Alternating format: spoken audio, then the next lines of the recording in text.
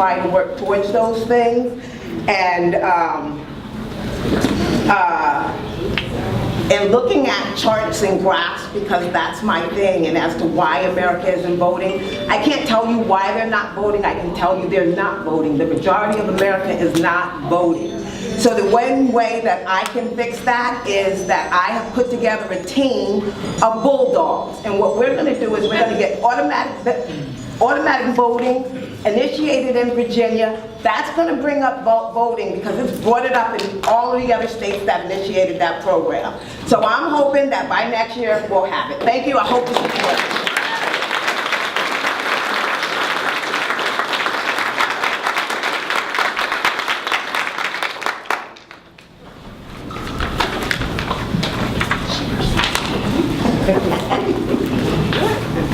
Can anyone hear me? Everyone in the back? Or do I need the microphone?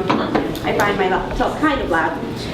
So my name is Janelle Noble. I'm also running to get the United States House of Representatives seat for the 7th District.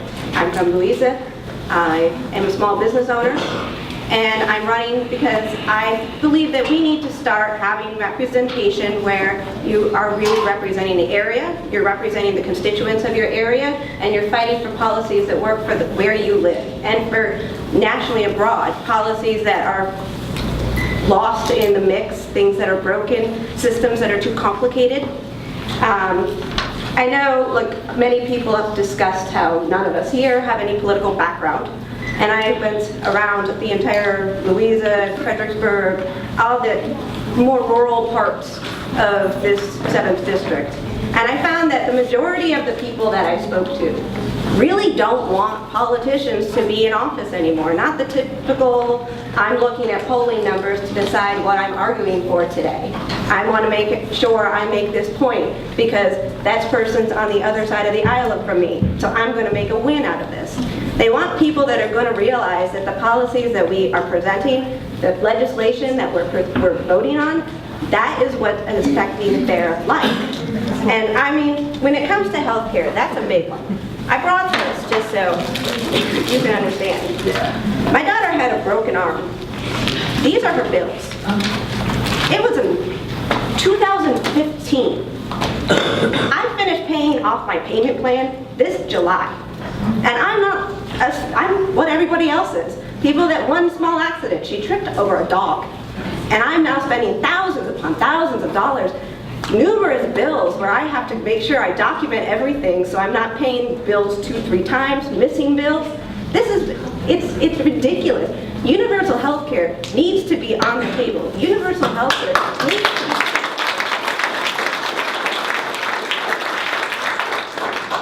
Only just about making sure we have access to good health care. It's also, it will relieve the pressure and the stress that causes other health issues to people because they are not wondering, did I get all the bills? How many more are going to come? And this is the second time that my particular child was injured. She was hit by a car when she was 3.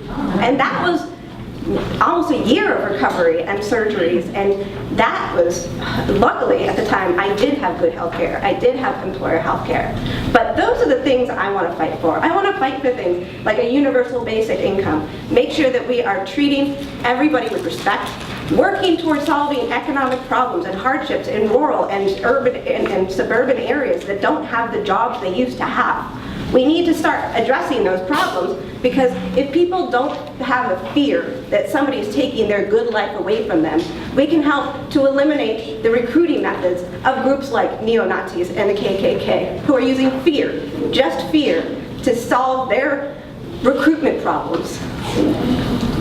Well, it's my time, and I appreciate you listening to me, and I will, would you like the microphone?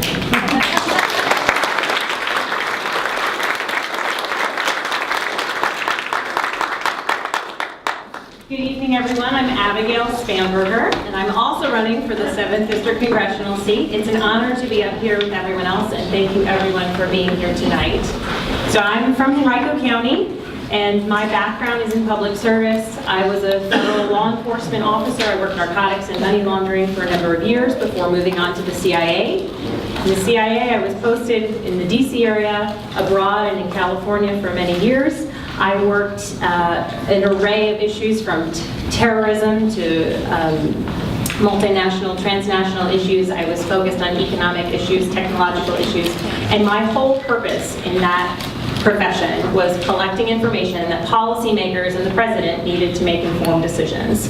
And so when I looked at the way our policymakers have been making decisions of late, and our president has been making decisions of late, I reflect back on the fact that my entire experience was to help inform the decisions that were running our government, and I want to make sure that we are putting legislators back in place who are making informed decisions, who know not just what the questions are that need to be asked, but take the time to seek out the answers that they need to understand what are the implications of every choice that they make.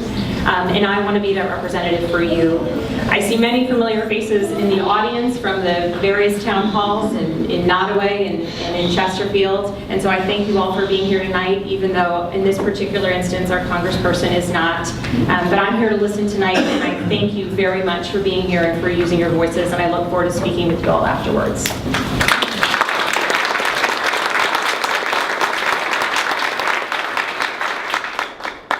Hey, how are y'all doing? And thank you very much for coming out on a weeknight after work to take your time. Civic-minded people like yourselves are why our country functions. It is why we're going to have a chance to take this back next year. My name is Dan Ward. I'm from Orange. Probably for a lot of you,